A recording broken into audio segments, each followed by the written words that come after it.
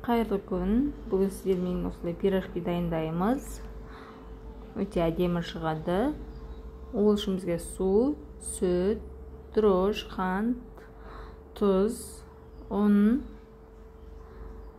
азырақ сармай салып, ұнымызды салып, қамыр илейміз. Сосын бұл қамырды жарты сағат или 1 сағатқа жылы жерге орап қоямыз. Ашыған қамырымызды кішілеу бөліктерге бөліп, осылай қолдың көмегімен жайып аламыз. Ішіндегі салмасына мен картошканы қайнатып, пиязды бөлек қуырып алдым. Соны салып, тұзымын бұрышын салып, осылай жасап шықтым. Енді тапамызға май құйып, осылай алды-артын қызартып, қуырып аламыз.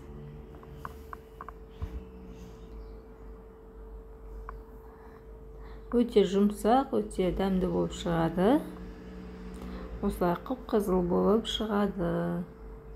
Жасап көріңіздер. Мен рецептісін жазып кетемін. Осындай тарелкадан 2 шығады. Осылай шығады. Ас болсын. Каналға тіркеліп, лайк басуды, коммент жазуды ұмытпаңыздар. Рахмет сіздерге.